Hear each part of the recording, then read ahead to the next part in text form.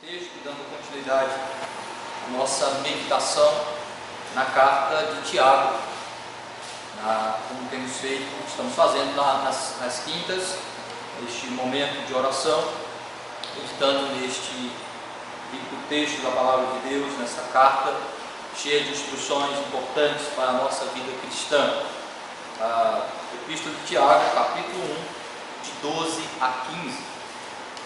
Vamos ler juntos a palavra do Senhor. Leiamos. Bem-aventurado o homem que suporta com perseverança a aprovação, porque depois de ter sido aprovado, receberá a coroa da vida, a qual o Senhor prometeu aos que o amam. Ninguém, ao ser tentado, diga: sou tentado por Deus, porque Deus não pode ser tentado pelo mal, e Ele mesmo a ninguém tenta. Ao contrário, cada um é tentado pela sua própria cobiça, quando esta o atrai e seduz. Então a cobiça, depois de haver concebido, dá à luz o pecado, e o pecado, uma vez consumado, gera a morte. O Senhor, mais uma vez, aplica a sua palavra aos nossos corações.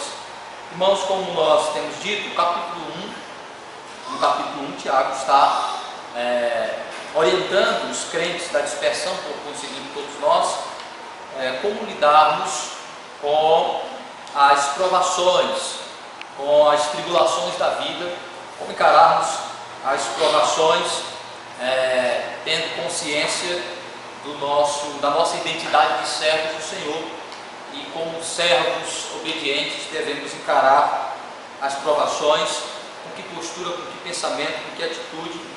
E nós vimos então, a partir do capítulo 2, que ele dá algumas orientações importantes de como enfrentarmos, como lidarmos com as provas da vida. Primeiro nós vimos que Tiago diz que devemos lidar com as provas, entendendo que elas são um motivo de alegria para nós, encará-las como motivo de alegria, compreendendo o propósito que Deus tem para as provas, para as provações, quanto à confirmação e maturação de nossa fé.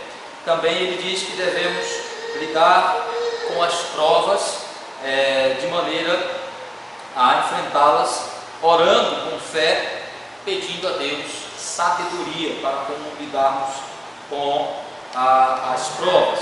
Também ele diz que devemos lidar com as provas de maneira que saibamos e compreendamos, saibamos lidar com aquelas dificuldades ligadas à vida financeira, às circunstâncias ligadas à pobreza e à riqueza. Muitas provas advêm das dificuldades financeiras, dos desafios da vida econômica, da vida social, principalmente no que diz respeito à posição social, quando Tiago vai dizer que alguns crentes, por serem pobres, estavam sendo perseguidos, humilhados, maltratados por ímpios que eram ricos, e muitos destes explorando estes crentes. E ele diz então como que eles devem lidar com o sofrimento, as provas, as dificuldades ligadas às questões financeiras, aos desafios ligados tanto à pobreza quanto à riqueza. Agora, no capítulo 1, do versículo 12 ao 15, ele ainda tratando sobre esta questão, vai nos mostrar a necessidade de nós termos uma clara distinção entre prova e provação e tentação. É óbvio que ele não vai ser exaustivo, nem tão explícito, mas fica claro que ele pretende mostrar para os crentes, para todos nós, que apesar do controle soberano de Deus sobre todas as coisas, nossos pecados, nossas tentações, nossas falhas advêm de nossa condição de pecadores, e que Deus não é diretamente responsável por isso. Nós somos responsáveis pelos nossos pecados, apesar de Deus ser o soberano governante de todas as coisas, ser aquele que tem o controle absoluto e a vontade absoluta em relação a tudo. Porém, vai mostrar a clara distinção entre aquilo que vem diretamente de Deus, procedendo diretamente de Deus como fonte, mostrando o propósito que ele tem nisso, que ele chama de provas, tribulações, e aquilo que é fruto direto do nosso coração pecaminoso, que é o pecado, que são as tentações para transgredir a lei de Deus. Ele vai mostrar qual é a fonte daquilo que nos leva a ter uma postura errada quanto à maneira de lidar com as tribulações. Vai dizer que essa postura muitas vezes errada de ignorância, de murmuração, de angústia, ansiedade, desespero, desejo de vingança, coisas dessa ira, ódio, rancor, o fruto, isso é tudo fruto de um coração corrupto, mau. A fonte é a nossa própria natureza, e que ele diz que quanto a isso devemos lutar e pedir a Deus que mude, transforme, corrija. E ele vai mostrar que, principalmente os aspectos externos de nossas dificuldades, elas procedem da providência e muitas vezes do querer imediato de Deus sobre a nossa vida. Mais ou menos isso que ele vai nos mostrar, essa distinção, para entendermos também, uma vez entendendo a distinção, como elas se relacionam dentro do plano soberano de Deus, e como lidar, e como encararmos as provas, as provações e as tentações na nossa vida. Então, indo por essa linha, vamos meditar um pouco nessa distinção que Tiago faz entre prova e tentação, para que nós possamos lidar de maneira correta com os desafios da vida. Então, ele vai mostrar que nós devemos ter esta clara distinção em nossa mente. Primeiro, ele vai concluir seu raciocínio em relação às provas, às provações, que no início ele disse que Deus tinha um claro propósito nelas. Ele vai mostrar qual é a sua fonte, quais as características que definem as provas e qual é o propósito. Então ele vai mostrar que a fonte é Deus, imediatamente Deus. Prova aqui seriam todas aquelas circunstâncias, todas aquelas dificuldades que nós enfrentamos, principalmente ligados aos aspectos externos, daquilo que tem a ver com o que nos provoca externamente sofrimento, que são as perseguições, as circunstâncias adversas, as aflições da vida, a própria doença, uma série de coisas que estão ligadas a este mundo caído, a condição deste mundo caído, que nos atinge direto ou indiretamente. Esses infortúnios que tem a ver com a perseguição, tem a ver com as circunstâncias que sobre nós vêm. Então ele vai dizer que estas provas, elas procedem de Deus. Isso ficou claro quando ele disse que nós devíamos suportar as provas, entendendo que Deus tinha propósitos nelas, ou seja, que elas vinham da parte de Deus. Isso vai ficar claro quando ele vai dizer que Deus, como o ouro é purificado pelo fogo, Deus nos purifica pelo sofrimento, no sentido de moldar, transformar e purificar o nosso caráter, firmando-nos na fé em Cristo Jesus. Então, de tudo que ele falou, concluímos então que o que ele chama de prova é algo que procede diretamente da vontade imediata de Deus, ou seja, Deus ordena imediatamente, ele é a fonte direta das provas, ou seja, ele ordena diretamente que nós passemos pelas circunstâncias adversas. Por isso ele vai dizer que é bendito, bem-aventurado, feliz. Veja o versículo 12: bem-aventurado o homem que suporta com perseverança a provação, porque depois de ter sido aprovado, receberá a coroa da vida, a qual o Senhor prometeu aos que o amam. Então, quando ele vai falar das provas, ele envolve Deus diretamente, né? Certo? Ele vai dizer então que é abençoado, é feliz aquele que suporta, aquele que passa com uma fé perseverante pelas provas. Ele vai dizer que Deus vai confirmar a vitória desse indivíduo com vida eterna. Então, Ele está aí envolvendo Deus diretamente com isso, mostrando que Deus é a fonte direta e imediata, ou seja, prova são os testes, são os desafios que Deus coloca para testar a nossa fé, para provar, para mostrar se ela é verdadeira ou não, e sendo verdadeira, que ela precisa ser fortificada, alimentada, amadurecida, ela precisa crescer. Por exemplo, Adão foi provado por Deus, certo? Deus coloca no jardim a árvore e diz que ele não deve comer. Ele é um homem obediente, é um homem temente a Deus, é um homem justo, é santo, é perfeito, mas Deus vai colocar uma prova de sua fidelidade, que ele vai cair, que ele vai transgredir, que ele vai cair de sua condição. Mas é o próprio Deus que testa, é o próprio Deus que prova, é o próprio Deus que coloca um elemento testador. Então, dizer que Deus não está necessariamente envolvido com a queda de Adão é um erro crasso, absurdo. Deus está como aquele que o testou, como aquele que o provou, como aquele que colocou uma circunstância probatória, que prova, que testa a sua obediência, a sua fé. Porém, a sua queda, a sua transgressão, ela é fruto direto e imediato da tentação de Satanás e da corrupção que surge a partir da tentação no seu coração.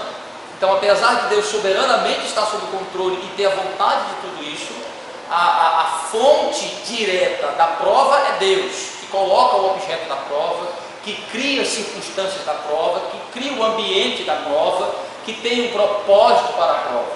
Mas o elemento tentador, o elemento que leva ele a cair, vem diretamente de Satanás e do seu coração. Para nós entendermos a distinção a partir do primeiro exemplo bíblico, que é Adão. Então, a fonte das provas é Deus. Um outro exemplo bíblico muito interessante é o próprio Jonas. Deus disse a Jonas que ele deveria ir para Nínive, para pregar aos ninivitas. Ele não quer ir para Nínive. E quando ele chega no porto onde ele vai pegar o navio, aonde ele deveria tomar o navio para Nínive, ele encontra um navio pronto para Tarsis. Eu pergunto, quem é o provedor, quem é o que ordena todas as circunstâncias? Deus. Se nós entendemos que Deus é o provedor, é aquele que governa, não só determina o fim, mas o meio das coisas, Deus, dentro da sua providência, quis que o navio que estivesse naquele momento fosse o navio para Tarsis. Mas a ordem que Deus deu foi porque ele fosse para Nínive. Ou seja, dentro da providência divina, a circunstância que Deus colocou era uma prova e um teste para a sua obediência. Porém, o seu coração queria transgredir a lei de Deus. Seu coração queria rebelar-se contra Deus. Seu coração preferiu ir contra a ordem de Deus. Mas quem criou a circunstância, o teste, a prova, quem colocou todas aquelas circunstâncias para testá-lo, foi o próprio Deus. Então a fonte imediata das provas, dos testes, é Deus. É isso que Tiago está dizendo. Quem cria todas essas circunstâncias, que é o governante soberano de todas essas circunstâncias, que os testa, que os prova, para que se revele a natureza de vossa fé, e para que, uma vez confirmada ela verdadeira, seja ela amadurecida, seja ela fortalecida, é Deus, é o próprio Deus. Então Deus é a fonte das provas, dos testes, das circunstâncias que nos testam. Então Ele é a fonte. E essas circunstâncias são exatamente esses testes que têm a ver com a vida, com as provas da vida, tem a ver com os desafios da vida, que geralmente são as questões externas, fora de nós. Aquilo que vem, aquilo que é colocado como obstáculo, aquilo que é colocado como desafio, e que pode vir das circunstâncias no que diz respeito à natureza, à vida, às consequências dos atos, como de pessoas imediatamente, como do próprio Satanás, dos próprios demônios, que podem criar situações e circunstâncias que são testes para nós, mas tudo isso, ele diz, vem de Deus. E quais são as características? São as circunstâncias, são os desafios, são os obstáculos que nós, muitas vezes, a própria orquestração da providência divina, como vimos o caso de Jonas, que Deus, dentro da sua providência, orquestrou uma circunstância que era um teste. Que é isso que a gente precisa entender muitas vezes, que a gente ora e diz assim, Senhor, eu quero um emprego, e aí Deus, dentro da sua providência, permite que alguém, ordena que alguém nos faça uma proposta de um trabalho que vá tirar de nós a possibilidade de guardar o dia do Senhor. Aí você pensa, mas será que Deus mandaria isso para mim? Sim, muitas vezes como teste, como prova, que nós muitas vezes estamos mais preocupados em suprir as nossas necessidades materiais e não nos preocupamos com as nossas necessidades espirituais. E muitas vezes Deus coloca diante de nós circunstâncias que são testes, que são provas, para que nós confiemos na providência e dizer, eu vou aguardar mais um pouquinho, isso aqui vai resolver um problema, mas vai criar outro para mim. Ou então eu vou entrar nesse, mas incomodado, querendo mudar para outro que me dê circunstâncias. Uma vez o irmão perguntou, disse, pastor, eu tenho dificuldade de estar os domingos na igreja, o que é que eu faço? Porque o meu trabalho, eu disse, ore e peça a Deus para lhe dar melhor no seu trabalho ou lhe dar outro. Mostre incômodo, mostre que você está incomodado porque o seu trabalho está roubando de você algo que é fundamental para a sua vida. A possibilidade de você guardar o dia do Senhor. Então, quando certas circunstâncias são colocadas em nossa vida, que trazem algum incômodo, alguma coisa ruim ou errada, nós devemos estar incomodados, não acomodados. Então, muitas vezes, essas circunstâncias, elas vêm da parte de Deus para ser teste, não para que nós nos acomodemos, mas para que nós possamos, com aquilo que já temos na palavra de Deus, saber assim, olha, essa circunstância veio, mas eu preciso avaliar, é o melhor? É o que Deus quer de fato, dentro da sua vontade revelada? É o melhor para a minha vida? Então, as provas vêm de Deus, que são as circunstâncias que muitas vezes que são testes para a nossa fé. Muitas vezes uma pessoa difícil que Deus coloca na vida da gente, muitas vezes uma circunstância que é um teste de fidelidade para com Deus. Então, ele diz, Deus é a fonte de nossas provações, a natureza disso são as circunstâncias dentro da providência dele. Bem-aventurado o homem que suporta, então, aquele que passa com perseverança a provação, porque depois de ter sido aprovado, receberá. Então ele vai dizer, essas circunstâncias são testes, são provas, e qual é o propósito que Deus tem para as provas? Sendo Ele a fonte imediata, sendo Ele a origem. Por que Ele coloca circunstâncias adversas? Isso aqui é de alguma forma uma recapitulação do que Ele já disse. Qual é então o propósito de Deus para as provas?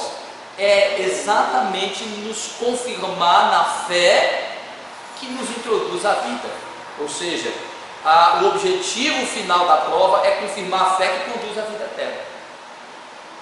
Confirmar a nossa fé que nos conduz à vida. Olha como ele diz, porque depois receberá a coroa, porque depois de ter sido aprovado, ou seja, quem é esse indivíduo aprovado? Aquele que passa pela prova, revelando uma fé verdadeira, porque ela é perseverante, ela é uma fé verdadeira, que ela se mantém firme no Senhor a despeito da circunstância, que dentro da circunstância busca a fidelidade, o amor e a obediência ao Senhor. Então, uma vez confirmado, receberá a coroa da vida. Então, todas as circunstâncias, todas as provas adversas de Deus para a nossa vida, tem o propósito de nos confirmar como servos autênticos, como aqueles que têm a promessa da vida eterna. Então, qual é o objetivo final? É nos preparar para a riqueza eterna, é nos preparar para a herança eterna, é nos preparar para a vida eterna, é nos preparar para recebermos, de maneira que saibamos administrar como filhos maduros de Deus, aquilo que vamos herdar na eternidade. Então ele diz, então receberá a coroa da vida eterna. Ou seja, as circunstâncias difíceis são coisas que Deus usa para moldar nosso caráter, para sermos filhos maduros, que entende, que sabe administrar, que sabe lidar corretamente com as coisas do seu pai, não filhos mimados, como alguns querem ser, mas filhos maduros, experientes, que reconhece, que valoriza, que ama ao seu Deus e reconhece a sua bondade, e foi preparado, foi como o próprio texto das Escrituras dizem, que Jesus Cristo, como Filho de Deus, veio a este mundo para ser, através do sofrimento, preparado, treinado. Ele foi amadurecido no sofrimento para ser rei, como homem, e que a sua semelhança nós somos em Cristo, aperfeiçoados através do sofrimento, dos testes da vida, para estarmos preparados para herdar a vida eterna. Esse é o propósito final de Deus. É através do sofrimento nos moldar um caráter de filhos preparados para a herança eterna. Então, uma vez entendendo isso, ele diz, então, as provas que vêm diretamente de Deus, essas dificuldades que vocês estão enfrentando, essas circunstâncias difíceis que vocês estão enfrentando, vêm diretamente de Deus com o propósito de moldá-los e prepará-los para a vida eterna. Agora ele vai contrastar, ele vai dizer assim, mas quando vocês rebelam-se contra isso, quando vocês lidam de maneira pecaminosa, saibam que a fonte disso não é Deus de imediato, apesar dele ser o soberano, o controlador de todas as coisas, mas agora os movimentos internos, a maneira como vocês vão lidar com isso, tem uma fonte primária que é o coração de vocês. É isso que ele vai mostrar. Da onde vem então as tentações? Da onde vem então, ele vai dizer, da onde vem os desejos de agir de maneira errada, de ter uma postura errada? Da onde vem o nosso desânimo? Da onde vem a nossa tristeza? Da onde vem o nosso abatimento? Da onde vem nossas dúvidas? Da onde vem a nossa angústia, nossa ansiedade? Da onde vem nosso desejo de vingança? Da onde vem nossa ira, nossa raiva, nosso ódio diante do sofrimento? Da onde vem a nossa inquietação? Da onde vem a nossa dor? Da onde vem as nossas dúvidas? Da onde vem a nossa murmuração? Porque nós murmuramos diante do sofrimento. Deus não quis que eu tivesse o sofrimento. Por que eu murmuro? Ele disse, o sofrimento é fonte imediata, ela vem diretamente de Deus. Mas você murmura porque você é um pecador, por isso que você precisa dessa prova, para que você saiba que você tem pecado no seu coração e corra para que Deus trate. Este é o ponto.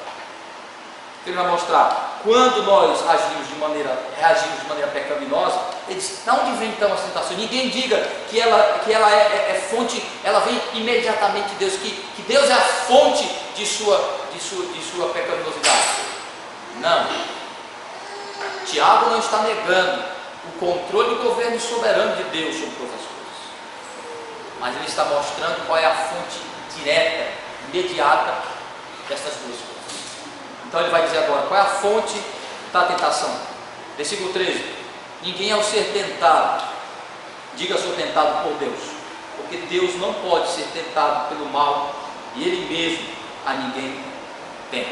Então ele começa argumentando que Deus não é a fonte imediata, direta, primária. Deus é o controlador e o governador soberano. Satanás é um tentador. Então a fonte imediata da tentação para Eva e Adão foi Satanás. Mas Satanás, para tentar Adão e Eva, precisava ter a aquiescência, o querer soberano de Deus. É óbvio que sim. Mas quem realiza imediatamente isso, quem pratica isso, quem tenta, porque o que é a tentação? É a provocação para o mal, é a instigação para o mal.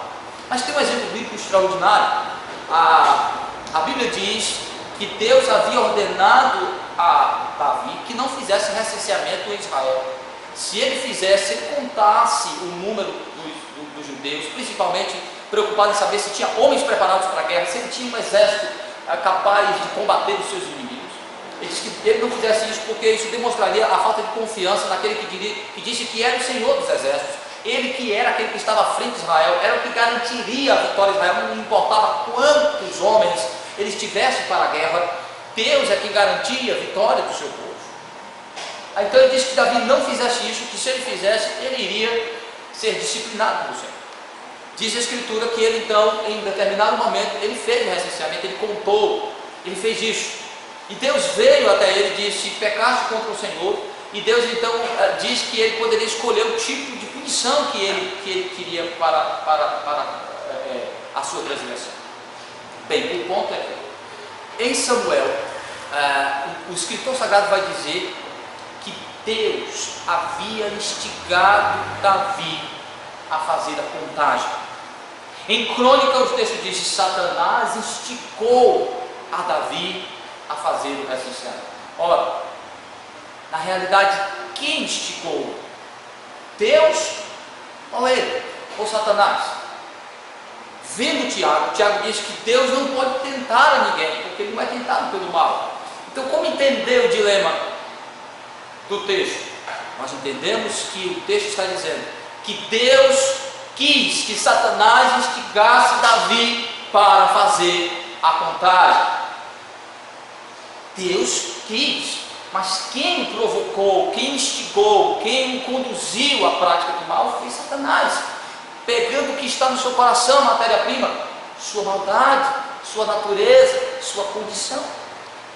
Mas se uma folha não pode cair sem querer de Deus, nenhum pecado pode ser cometido sem autorização divina. Porém, ele não é o que instiga, ele não é o que provoca o nosso coração para o mal, ele não é aquele que nos conduz ao mal, porque ele não pode fazer isso, é contrário à sua natureza. Então, quem faz primeiro o nosso próprio coração, segundo, Satanás é o provocador, é o instigador. É isso que Tiago está mostrando, que quando nós somos tentados a nos rebelar contra as provas de Deus, contra as circunstâncias de Deus, saibamos que a fonte imediata disso não é Deus, não procede imediatamente de Deus, não é Deus quem está nos provocando, não é Deus quem está nos instigando, não é Deus que está nos conduzindo ao pecado. Nós não precisamos, e Ele não faz isso, mas nós já temos todo o potencial instigador para o mal, para o pecado. Que é isso que Tiago vai mostrar. De onde vêm as provocações para o mal? De onde vêm as instigações para o mal? Ele diz, não de Deus como fonte imediata, porque Deus não é tentado e nem tenta, Deus não é instigado para o mal, nem instiga e nem é instigado, nem é ninguém provocado pelo mal. Ao contrário, cada um é tentado pela sua própria cobiça. Então, a fonte primária, antes da queda, era Satanás. A fonte primária da queda do homem, da tentação, era Satanás. Foi Satanás quem tentou, quem instigou. Após a queda, o homem só conta com uma forcinha de Satanás e dos demônios, porque seu próprio coração é a fonte imediata de suas tentações. Ele vai chamar de semente embrionária do pecado, da tentação, que é a cobiça, os desejos, as paixões. Então ele diz, é como um passo de um flerte, de um namoro. Ele vai descrever a concepção do pecado, a prática do pecado, como tendo passos semelhantes a um flerte amoroso. Ele vai dizer assim, a tentação vem dos desejos, da cobiça que está. Nós desejamos, nós cobiçamos. E a cobiça, quando está com esta, o atrai e o seduz. Então, a cobiça, o desejo, surge no coração e vai conduzindo o comportamento do indivíduo. E